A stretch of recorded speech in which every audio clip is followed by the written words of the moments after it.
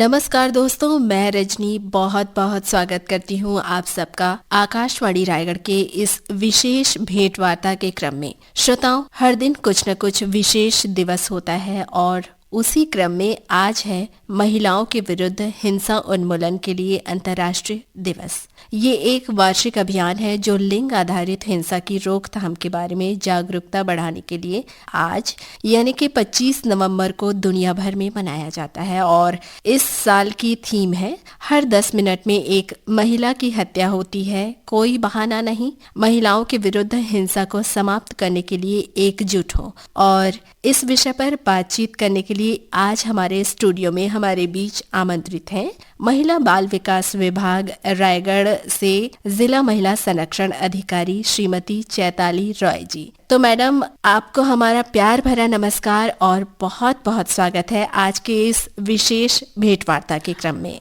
आपको भी मेरा नमस्कार और सुनने वाले समस्त श्रोतागणों को भी मेरा नमस्कार। और क्योंकि मैम ये एक बहुत ही संजीदा भेंट वार्ता है और विषय भी काफ़ी गंभीर होने वाला है और बहुत से सवाल हमारे श्रोताओं के मन में और हमारे मन में उठ रहे हैं। और इसी कड़ी में पहला सवाल जो हमारे मन में आता है वो ये है कि महिलाओं के प्रति किस तरह की हिंसा आजकल बहुत ज़्यादा देखने को मिल रही है। देखिए, ये तो हम सबको पता है कि महिलाएं बहुत सॉफ्ट टारगेट होती हैं किसी भी प्रकार की हिंसा से शिकार होने के लिए। हाँ। इसमें अभी महिलाओं के लिए जिस प्रकार के कानून बन के आए हैं, नए कानून भी आए हुए हैं, चूंकि महिलाएं आसानी से शिकार हो जाने के कारण उनको किसी तरीके से ये समझ में नहीं आ पाता है कि हम कहाँ जाएं और किस अधिकार के रूप में किस तरीके से कानूनी हम सहायता ले सकते हैं, जिसके कारण विभिन्न प्रकार के कानून अलग अलग समय में अलग अलग परिस्थितियों के आधार पे हमारे संविधान के द्वारा बनाया गया है, जो प्रशासन और न्यायपालिका के माध्यम से उनको सारी सुविधाओं के साथ और सारी आवश्यकताओं के साथ उनको न्याय के प्रारूप में पूरा लेखबद्ध कर लिखे हुए नियमों के आधार पे उनको पूरा उपलब्ध करवाए जाने के लिए प्रक्रिया बनी हुई है, जिसमें मैं आपको मुख्य रूप से बताना चाहूंगी, जिसमें जैसे कि महिलाएं शारीरिक रूप से, मानसिक रूप से, आर्थिक रूप से और लैंगिक रूप से भी बहुत ज़्यादा प्रताड़ित हो जाती हैं। ये जो सारे चीज़ें हैं, इन सारे चीज़ों का अलग अलग तरीके से अलग अलग प्रकार से उनको सारी सुविधाएं दिया जाने का पूरा प्रावधान हमारे संविधान के द्वारा उपलब्ध है। बशर्ते इसके लिए महिलाओं को जागरूक होना है और जागरूकता के साथ साथ उसमें अपनी समझदारी के साथ अपने आप को अग्रसर करना है। जी बिल्कुल। और इस तरह की अगर हिंसा होती है तो वो इससे कैसे बच सकती हैं? जी, मैं सबसे पहले बताना चाहूँगी कि महिलाओं का घरेलू हिंसा से महिलाओं का संरक्षण अधिनियम 2005 आया था, जिसमें कि शारीरिक, मानसिक, आर्थिक रूप से जो मैंने बताया उन सारी चीज़ों की जो घटनाएं उनके साथ घटित होती हैं, उनमें होता यह है कि उनके परिवार की, जहाँ लड़की जैसे कि शादी होके गई है ससुराल में है, ससुराल में ही रहने के दौरान उसके साथ किसी भी प्रकार की शारीरिक, मानसिक, आर्थिक उसके पूरे ससुराल पक्ष के लोग, उसके पति या फिर उसके साथ ऐसे लोग भी संलग्न हैं कि जो उसको वहाँ रहने की स्थिति निर्मित नहीं हो पा रही है, चाहे उससे किसी भी प्रकार की दहेज की मांग कर रहे हैं या किसी और प्रकार से उसको आर्थिक रूप से उसको अपना कमा के लाने के लिए दबाव बनाया जा रहा है, या रहने खाने की सुविधाएं, जितने बुनियादी सुविधाएं होती है वो उपलब्ध नहीं करवाया जा रहा है एक महिला को, जो ससुराल में बहुत उम्मीदों के साथ जाई रहती है। तो ऐसी स्थिति में उनको ये अधिनियम के अंतर्गत ये दिया गया है कि महिला बाल विकास में एक संरक्षण अधिकारी का पद नियुक्त है, जो सारे विकास खंड में भी परियोजना अधिकारी संरक्षण अधिकारी होते हैं। कई बार वो जिले तक नहीं पहुंच पाते हैं, तो परियोजना अधिकारियों के पास भी जाके अपनी शिकायतें दर्ज कर सकती हैं। कई बार महिलाएं ये भी चाहती हैं कि मैं किसी प्रकार से पहले काउंसलिंग हो जाए या हमारे बीच एक समझौता वाली बात आ जाए जिसमें साथ रहने की स्थिति निर्मित हो सके। तो इसके लिए भी जिले में सखी वन स्टॉप सेंटर बना हुआ है, जहां उनकी पूरी गोपनीयता को बरकरार रखते हुए दोनों पक्षों को बुलाकर उनकी बातों को सुनकर एक बीच का रास्ता जिससे दोनों के लिए सुलह हो सके, ऐसी स्थिति में भी काउंसलिंग करके उनको फॉलोअप में रखा जाता है। डे बाय डे फॉलोअप में रखने के दौरान 4 महीना, 6 महीना, साल भर भी कई स्थिति बन जाती है और उनके घर पहले जैसे अच्छे हो जाते हैं। और अगर किसी परिस्थिति में सुलह नहीं हो पाती है तो उसके बाद तो न्यायालयीन कानूनन प्रक्रिया है ही, जिसके लिए हम फिर अग्रसर होते हैं। घरेलू हिंसा अधिनियम के अंतर्गत हम कार्यवाही न्यायालय में पुटअप करके आगे की कार्यवाही की जाती है। जी, तो मैडम इसमें सबसे ज़्यादा आप बेटर किसे कहेंगी? जो हिंसा हो रही है उसके लिए वो न्यायालय की जो प्रक्रिया होती है वो ज़्यादा सरल है, या फिर आपसी सहमति से या समझ से या काउंसलिंग के माध्यम से ये समस्याएं हल हो जाती है? कौन सा सबसे ज़्यादा आसान होता है? हमने ज़्यादातर देखा है महिलाएं बहुत भावुक होती हैं, वो चाहते हैं कि उनका घर पहले बस जाए, क्योंकि साथ में बच्चे भी होते हैं, बहुत प्रकार की समझौताएं रहती हैं जीवन में, तो उनका प्रयास तो यही रहता है कि हम समझौता करके प्रेम पूर्वक साथ रहे। और हमारे सारे विभाग है, मैं आपको बता दूं, न्यायालय में भी ये प्रयास होता है कि किसी का घर पहले बस जाए। प्रशासनिक विभाग हो, चाहे हमारा विभाग हो, पुलिस विभाग हो, उनके माध्यम से पहला प्रयास रहता है कि अगर शादीशुदा जीवन है तो अच्छी जीवन जिए। तो उनको काउंसलिंग के माध्यम से पहला प्रयास वही रहता है कि उनके काउंसलिंग के माध्यम से उनका जीवन यापन अच्छे से हो जाए। और नहीं होने की स्थिति में वो लास्ट ऑप्शन के रूप में हम लेके चलते हैं, तब हम न्यायालय में जाएंगे। न्यायालय में जाने के बाद भी जो अधिकार दिया जाता है मैं उसको थोड़ा सा बता देना चाहूंगी। जैसे वहां जाने के बाद कई बार महिलाओं को इतना मार पीट दिया जाता है जिससे उसको इलाज की जरूरत पड़ती है। कई बार ऐसे होते हैं कि गर्भवती होने के बाद भी उसको इलाज की जरूरत पड़ती है, जो उसका इलाज ससुराल वालों द्वारा नहीं किया जाता है, लापरवाही की जाती है। ये सारे मामले में मेरे पास आए हुए मामलों के आधार पे मैं सारा चीज का व्याख्यान कर रही हूँ जी। तो ऐसी स्थिति में उसको मायके में आके भी इलाज करना पड़ता है। अच्छा। और उस इलाज में कभी किसी की गर्भकाल बहुत क्रिटिकल रहता है, गंभीर अवस्था में रहता है, तो ट्रीटमेंट उसका लंबा चलता है। तो लंबा चलने की स्थिति में उसके द्वारा जो इलाज हुआ, इलाज में जो खर्चे होते हैं, जो बिल वगैरह, मेरा हार्दिक निवेदन है कि इन सब चीजों को अनिवार्य रूप से वो कलेक्ट करे, अपने पास सुरक्षित रखे।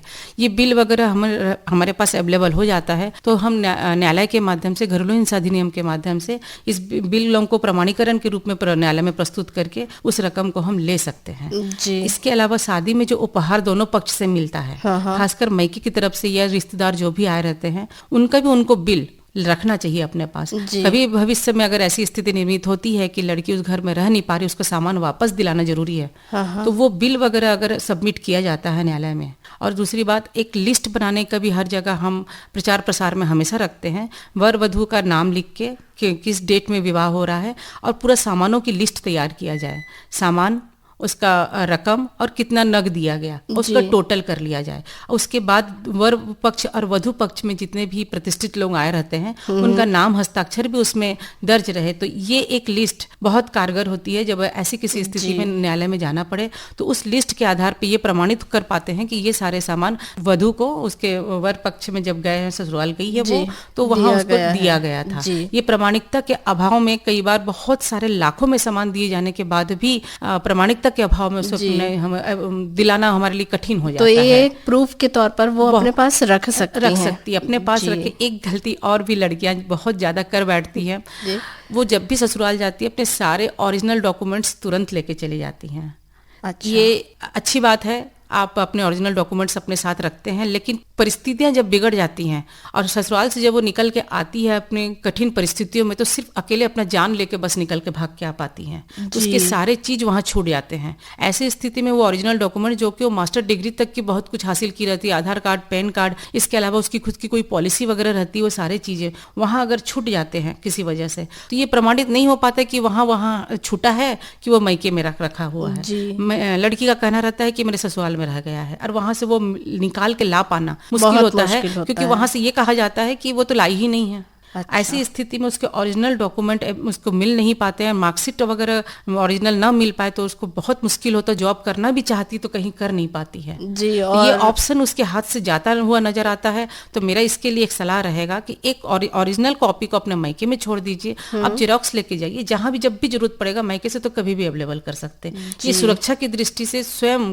अपनी समझदारी को दिखाते हुए इस चीज को अपनाएं, तो मुझे लगता है कि जो परेशानी बाद में आएगी और इसका निराकरण किया जाना बहुत मुश्किल हो जाता है, हम उससे अपनी समझदारी से बच सकते हैं। और हमें ऐसा लगता है कि ये जो समस्या है जिससे आपने अवगत कराया, और ये बहुत से लोग ऐसी गलती कर बैठते हैं जी, तो हमारे सुनने वाले सभी श्रोता इस बात पर विशेष ध्यान देंगे जो आपने कहा। और हमारा अगला सवाल ये उठ रहा है चैताली रॉय जी की, लिंग के आधार पर हिंसा हो रही हो, जैसे भ्रूण की जांच हो गया, एबॉर्शन, या कई घरों में लड़की होने पर भी भेदभाव किया जाता है, इस पर कानूनी रूप से कैसे वो मदद ले सकती हैं? बिल्कुल, ये आज भी हमारे देश में बहुत दुख की बात है ये कि लड़की होने पे लोग अफसोस मनाते हैं, जबकि आप जान रहे हैं महिला बाल विकास में बेटी बचाओ बेटी पढ़ाओ को बहुत ज़्यादा प्रोत्साहित करके आगे बढ़ाया जा रहा है। इस पे बहुत कार्यक्रम किए गए हैं और अभी भी सभी जिलों में इसको बहुत तत्परता के साथ किया जा रहा है, इसी आशय के साथ कि हमारा ये उद्देश्य पूरा हो सके।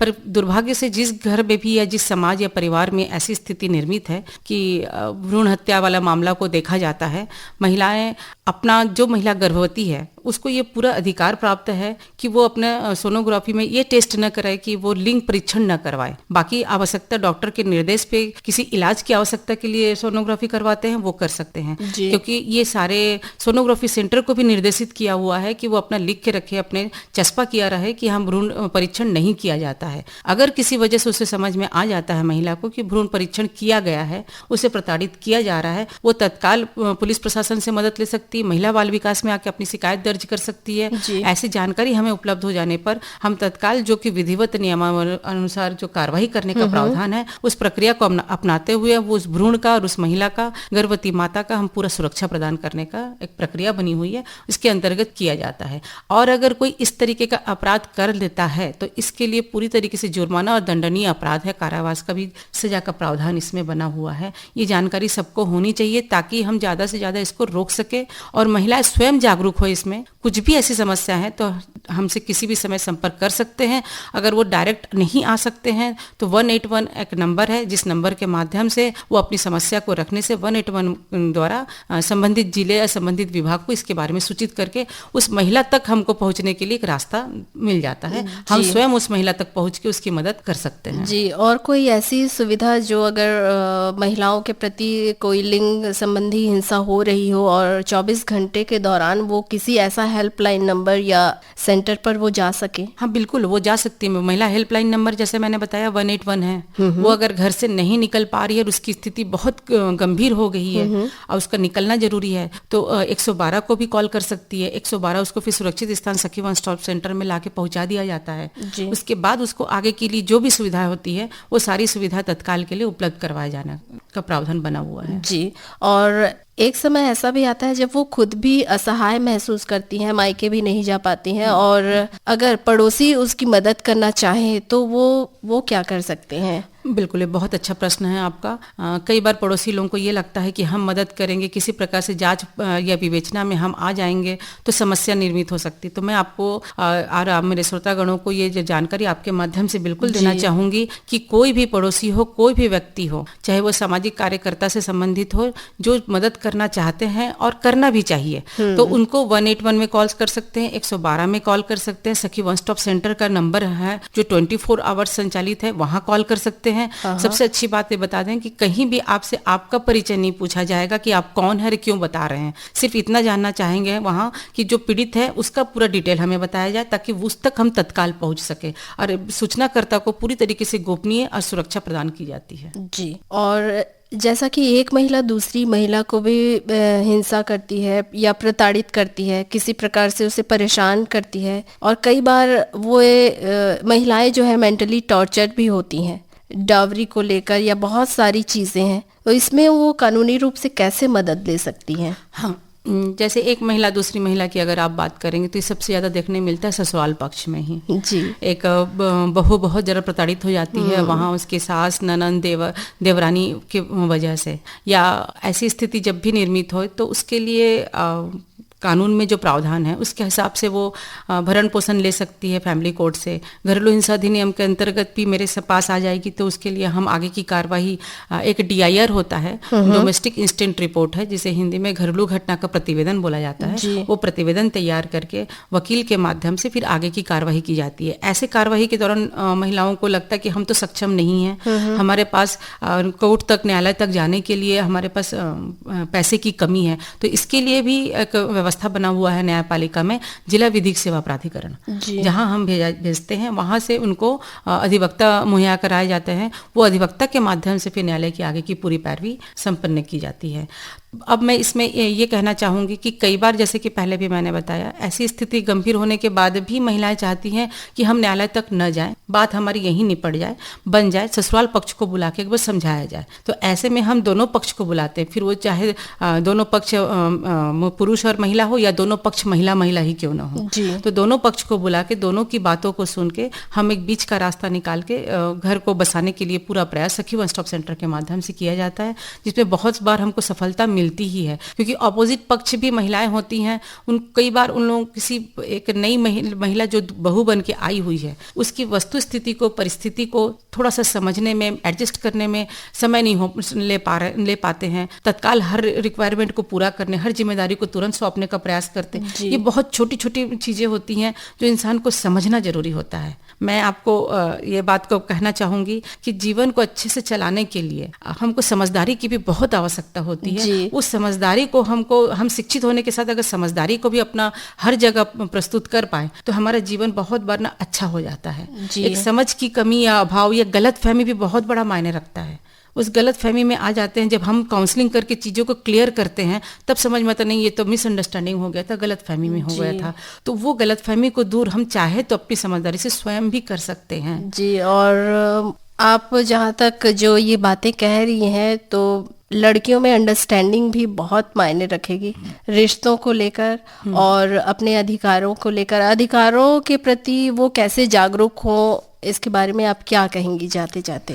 अधिकारों के प्रति जागरूक होने के लिए तो मैं एक ही बात को बताऊंगी कि हमारे जितने भी कानून के बारे में जानकारी जो समय समय पर अलग अलग माध्यम से किसी न किसी तरीके से उनको जानकारी दी जाती है, उनको वो अपने ऊपर ग्रहण करे। साथ में मैं ये भी बोलूँगी कि न्यूज़पेपर या मीडिया के माध्यम से सारी चीज़ की जानकारी लेते रहे। क्योंकि मैंने ज़्यादातर देखा है, जब भी मैं पूछा हूँ आप लोग व्हाट्सअप चलाते हैं, इंस्टाग्राम चलाते हैं, किसी भी मीडिया से या किसी भी न्यूज़ चैनल के ग्रुप में जुड़े हुए हैं कि ज्यादातर लोगों का नहीं होना ही सुना जाता है। मैं इसलिए इस चीज से जुड़ने बोल रही हूँ ताकि हमको पता रहे आसपास किस प्रकार की घटनाएं घट जा रही हैं। क्योंकि वही घटना सेम मेरे पड़ोस में, मेरे बगल में रहने वाली लड़की के साथ घटित हुई है, वही घटना मेरे साथ भी हो रही है। इसका मतलब में ये पता चल जाता है कि बगल में जो घटना घटी उसकी जानकारी आपको है ही नहीं। अगर वो जानकारी रहे इस घटना की और ये पता रहे कि इस घटना से क्या दुष्परिणाम हो रहे हैं, तो हम स्वयं को बचा सकते हैं। तो हर बार मीडिया से इन सारी चीज़ों से जुड़े रहे। हमारे जो द्वारा जो समय समय पर प्रचार प्रसार किया जाता है उसको समझ के अपने जीवन पे लाने की कोशिश करें। पर इसके साथ एक बहुत महत्वपूर्ण बात ये भी रहता है कि हम तो अधिकार के प्रति जागरूक हैं ही, हो भी जाएंगे और होना भी चाहिए। साथ में मेरा निवेदन रहेगा कि अपने कर्तव्यों के प्रति भी जागरूक अवश्य हो, क्योंकि कर्तव्य एक ऐसा चीज होता है जो इंसान को हर क्षेत्र में अपने बुलंदियों पर जरूर ले जाता है, जहां पहुंच के हम अपने अधिकार को भी बहुत अच्छे से समझ के हासिल कर सकते हैं और उसमें कायम रह सकते हैं। और मैडम, इसमें आपने फ़ोन की भी बात कही है, मोबाइल फ़ोन की जहाँ तक हम बात करें तो क्या फ़ोन के माध्यम से या डिजिटल तकनीक से भी महिलाओं का लिंग शोषण या लिंग हिंसा जैसे मामले आपके पास आते हैं? इसके लिए वो कैसे बच सकती हैं? हाँ, ये बहुत ज़्यादा ये अभी प्रचलन में है। समस्या ये हो जाती है कि फ़ोन के माध्यम से कोई भी अनजान नंबर आ जाता है जो 2 बार 4 बार आ रहा है, जिसमें खुद इंटरेस्टेड लेके उसमें बात करने लग जाते हैं। बात प्रारंभ में तो बात बड़ी अच्छी सी होती है, नॉर्मल होती है। उसके बाद धीरे धीरे कुछ ऐसी बातें होने लगती है जो कि उनके लिए अशोभनीय भी हो जाता है, या उनसे कुछ ऐसे फोटोग्राफ्स मांग लिए जाते हैं जिसको गलत तरीके से इस्तेमाल कर लिया जाता है, या फिर कई बार कुछ गिफ्ट वगैरह भेज देते हैं। बाद में फिर एक आध गिफ्ट और भेजते हैं जिसमें बोलते हैं कि इसमें इतना पैसा देके आपको छुड़ाना पड़ेगा। ऐसे मामले भी आए हैं जिसमें लड़कियां और ब्लैकमेलिंग करके उनको डराते हैं। उस डर के मारे, वो ब्लैकमेलिंग से डर के बचने के कारण वो पैसे की रिक्वायरमेंट जो करता जाता है, उसके पास अगर जितना रहता है दे देती है, नहीं रहता उधारी में देती है। पर एक समय फिर आता है कि न तो वो उधारी में दे सकती, न खुद के पास रहता है, वो उसके बाद हम तक आती है या साइबर के पास जाती है।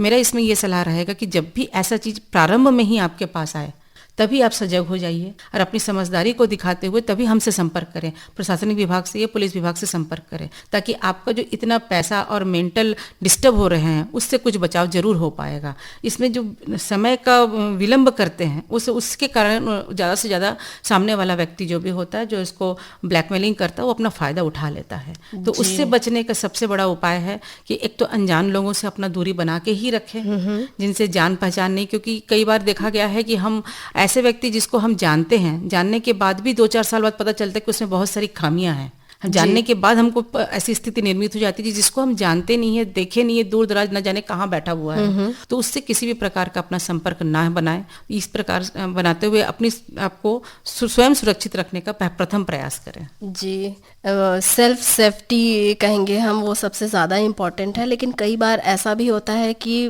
बहुत ही ज़्यादा लोग मेंटली डिप्रेशन में चले जाते हैं और सुसाइड तक की नौबत आ जाती है। हाँ, जब मानसिक रूप से बहुत ज़्यादा कष्ट में आ जाती हैं या उनकी मानसिक स्थिति बहुत विचलित होने लगती है, तो उन लोग अपना एट द टाइम कोई निर्णय नहीं ले पाते हैं, या फिर उनको ऐसा लगता है कि हमारे पास अब कोई दिशा नहीं है। ऐसे समय पर वो कैसे मैनेज करें? तो ऐसी स्थिति में मैं एक ही चीज़ की सलाह देना चाहूँगी कि कम से कम कुछ समय के लिए अपने आप को थोड़ा सा कूल कीजिए, क्योंकि आपके ऐसे लोगों के लिए ही पूरा प्रशासन विभाग बैठा हुआ है। तत्काल के लिए आप ऐसे किसी संस्था में चले जाइए, किसी थाने में जाके आप संपर्क कर सकते हैं, किसी सामाजिक कार्यकर्ता के पास जा सकते हैं जो आपके जितने करीबी हैं। अगर वहां तक नहीं जा पा रहे हैं तो अल्टीमेट अंत में एक ही मैं फिर से बोलूंगी, हमारा सखी वन स्टॉप सेंटर का नंबर है 181 है 112 है, वहां आप संपर्क कीजिए करके। अगर आपको घर से निकलने में दिक्कत हो रही तो 112 आपको वहां से निकाल के लाके सखी वन स्टॉप सेंटर ला देंगे। नहीं तो सखी वन स्टॉप सेंटर को भी जानकारी हो जाती है, सारी सुविधाओं के साथ हम खुद रेस्क्यू करने घर तक जाते हैं, वहां से उसको लाके सुरक्षा प्रदान करते हैं। बस वो क्षणिक का जो अपने साथ विचलित होना रहता है उससे अपने आप को रोकने का प्रयास करें और हमको पूरा अवसर दें कि एक प्रयास करने का कि हम आपके जीवन को आपके हिसाब से कुछ बेहतर करने का न्यायालयीन प्रक्रिया के अनुसार, प्रावधानों के अनुसार सुरक्षा प्रदान कर सकें। पर तब तक के लिए आपको थोड़ा सा मानसिक स्थिति को नॉर्मल रखना जरूरी है। एट द टाइम तत्काल कोई ऐसा डिसीजन बिल्कुल भी न ले जो आप उस व्यक्ति के लिए या उसके परिवार वालों के लिए कष्टदायी हो जाए। जी मैडम, इस विषय पर बहुत ही अच्छी और उम्दा लाभप्रद जानकारी आपने दी। इसके लिए आप आकाशवाणी रायगढ़ के स्टूडियो में आमंत्रित हुई, इसके लिए आपका बहुत बहुत शुक्रिया कहना चाहेंगे। धन्यवाद आपको भी। तो श्रोताओं, ये तो था महिलाओं के विरुद्ध हिंसा उन्मूलन के लिए अंतर्राष्ट्रीय दिवस के मौके पर विशेष भेंटवार्ता। और आज के इस भेंटवार्ता के क्रम में हमारे बीच उपस्थित थी महिला बाल विकास विभाग रायगढ़ से जिला महिला संरक्षण अधिकारी श्रीमती चैताली रॉय जी। कार्यक्रम में प्रस्तुति सहयोग रहा रामविलास पटेल का। कार्यक्रम का संचालन किया मैंने, यानी आपकी दोस्त एंड होस्ट रजनी ने, और कार्यक्रम के प्रस्तुतकर्ता थे नीरज प्रभाकर। तो अब इस विशेष कड़ी से हमें दीजिए इजाजत। नमस्कार।